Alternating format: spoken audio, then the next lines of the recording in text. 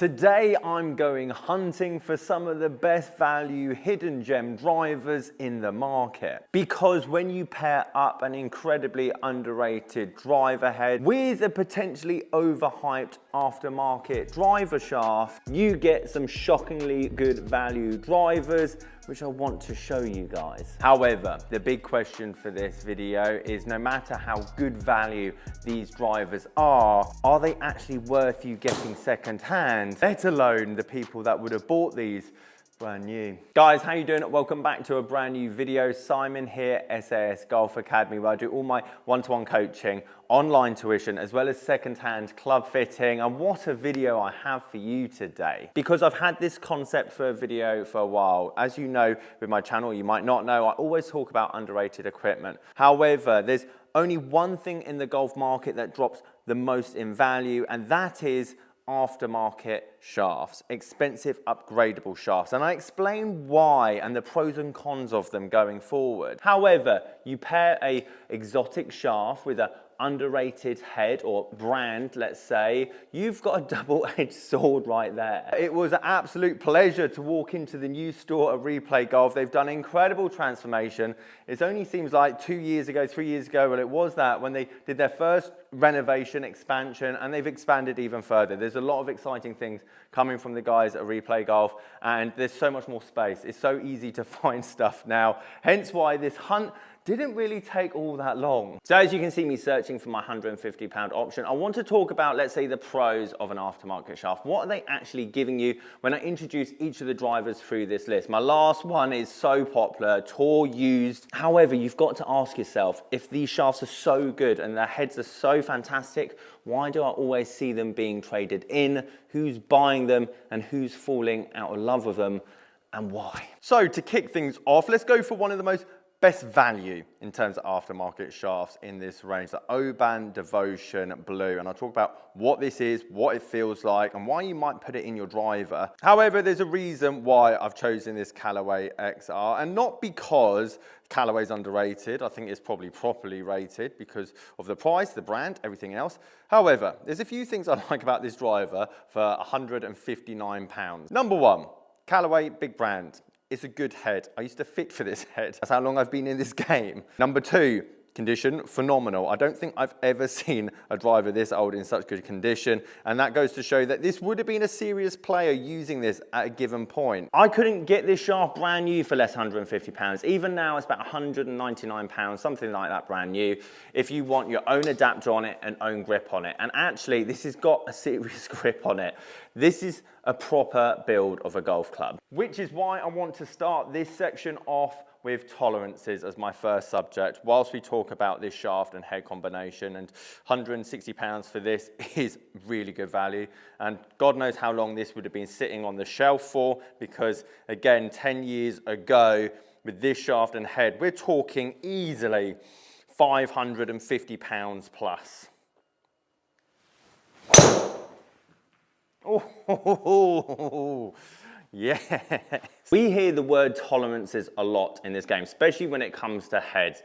Is that the actual loft I tested in the fitting center and the one that actually got sent in the post to me? And the exact same thing goes for stock driver shafts. That driver shaft you tried in the fitting center might not be exactly the same as the one that turns up at your home. It'll have the same label, it'll look the same, it'll have the same length, same grip, but there's tolerances in this game. There's measurements between reg and stiff. There's notches on that bar. There's measurements between stiff and ex-stiff. The difference with aftermarket shaft is that they take extra care to make sure that what you're trying in the fitting when you're hitting that driver is exactly the same as what you're going to get when it turns up at the door. And my only thing about that, which makes me laugh, is that you would like to think if you're paying $550, close to £600 in 2025, going into 2026, for a standard driver, so not a tour issue driver head, tolerance is allowed. Not an aftermarket driver shaft, tolerance is allowed. That the tolerances would be quite good. Do you know what I mean? You still think you're paying a premium. Oh no, if you really want a driver that's exactly the same as what you tested in the studio, you can't pay just a mere £500. You've got to spend almost £800 plus. The benefit, and as we go into our next driver, is that because these are second-hand, most of the places that you'll be able to find this kind of combination will have, like Replay, a 7-day trial. So you buy the thing, you go and try it. If it works and does what you think it wanted to do, then perfect, it works for you. That is, no, not sending you another shaft and head. That's the head and shaft you're playing with. This is probably a good time to get into the next pro. We've talked about tolerances, and we'll come on to feel again with our unbelievably good value option at the end. However, I think it's worth talking a bit more about performance in terms of aftermarket shafts. Can they actually give you anything more? And in simple terms, yes, there are some benefits of an aftermarket shaft. And again, I keep using this word stability, especially with the last driver. It's more of a feel, like it felt firmer even though the head was reacting different. And again, that costs money and materials to do that. The other side of stability, in terms of how that head hits the golf ball and the shaft, how it reacts under that tension, is another form of stability. And aftermarket shafts, to a degree, on missed strikes, can also help us. How much they help us is another question.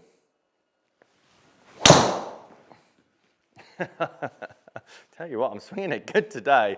I'm not doing a great justice for stock shafts out there in the market. And that right there is what I'm also planning a current video on right at the moment. However, low spin, high launch, well, let's be honest, it does a great job in terms of getting the ball down there, if the face is pointing somewhat at the target, that is. So with that all being said, there's no wonder every Tour Pro pretty much has an aftermarket shaft, isn't using a standard stock shaft. Let's be honest, are they somewhat being endorsed and paid to potentially use one of those, let's say, aftermarket shafts? Probably. And it's why I go back to my bit at the start, is that I see a lot of aftermarket shafts in Replay.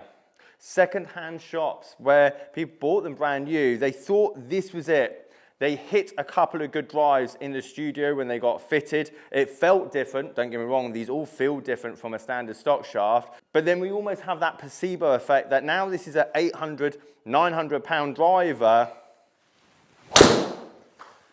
That is impossible to do, and there's no shaft and head stable enough in the world that will stop that shot right there. That is completely based on technique. But this Tour AD, not Tour HD, this Tour AD HD7 graphite shaft is still mid-launch, quote unquote, even though it's an X-Flex. However, incredibly stable. The price, second-hand wise though, maybe not as stable. Because if you want to buy this driver shaft brand new today, it's about £300, which means you could potentially buy this driver for $260, take this head off and just throw it into the bin, change the adapter, and you saved yourself £40. That is how easily aftermarket value driver shafts can drop. That was a mouthful, I'm pretty sure I said that wrong. But also when you combine it with a driver head like this Mizuno, that is very good, feels great. I feel like Mizuno in the wood market is starting to get some notoriety. However, they've been making good heads for a long time. Therefore, you pair both of these together for £260. God knows how much this got fitted for and how much it actually was sold for. I'd like to think it's going to be north of about 700 odd pounds. A bit pulley left there. Look, you can hit bad shots with these. And sometimes I look at a lot of my lessons or people that I've met in the past as aftermarket shafts is this last ditch effort of, oh, that'll fix my driver. That's what's going to happen. As I evidently showed there with a 700 pound driver and been playing this game for 15 years, you can still hit bad drives. I am very tempted to put this in the bag as this combines, well, basically a bit of hypocrisy, but I also love it at the same time. You see, this combination here is the epitome of great value. I appreciate it's the most expensive combination in this list. However, every Tour Pro seems to be using this shaft at the moment, and then also at the same time, this brand is coming on the up heavily. This is probably the last time I'm going to see this combination for about £300, especially how old this driver head is as well. Tell you what, that's definitely shorter. Yeah, that's about an inch shorter than standard. No wonder I liked it. This driver here was built for me. Someone that swings fast, but sometimes misses the middle of the face. Oh, that sounded phenomenal. I love the way I ran after it. Control I feel over this is second to none. I'm not too sure. This is the first time I've hit this in a Velocore, and also it being an inch shorter with this head that I've always loved. But I do feel like this is just basically a mini driver for me. This is so strong through the section of this shaft.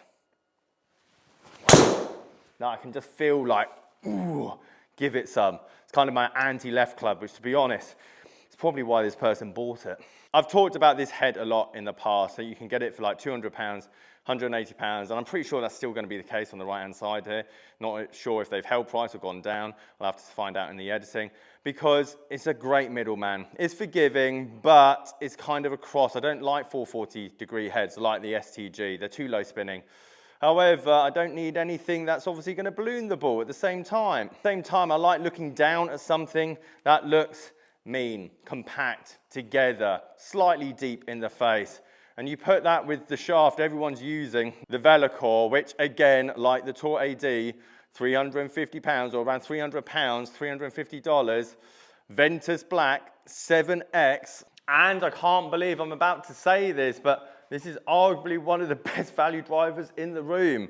This head is on the up, or this brand I should say, especially Strixon, especially with their irons. Their drivers and players have been doing incredibly well with their woods and irons. This shaft is used by the best in the world. Velocore is infamous in the golf community now. And the fact, again, like the other two, it's more expensive to buy this Velocore Ventus Black shaft than it is to buy one with a head on it and a grip that's already on it. Go on, let's give it some. Let's see how far we can go, shall we? I love it. However, just like in the other sections, this one's all about feel. There is a certain feel aspect when it comes to aftermarket shafts. Forget the tolerances, forget the stability, forget the performance to a degree. Aftermarket shafts can give you a feeling, and again, this is an inch shorter than standard, which gravitates towards me. It's got a head style on it that I absolutely adore and always have done. And now it's got a shaft that's incredibly low launching and somewhat low spinning, but I can find the middle of the face quite easily, or even find bottom left to add some more spin because the shaft is so stable. That being said, I wouldn't have been able to give you those feelings 10 years ago. 12 years ago when I was starting this game out, which is exactly why all three of these drivers in my hands are very good value. And if you want to go and pick one of them up, try it for yourself, head over to Replay Golf. Guys, if you like this video, leave it a like. If you've got any questions, sasgolfacademy.com. Catch you guys there.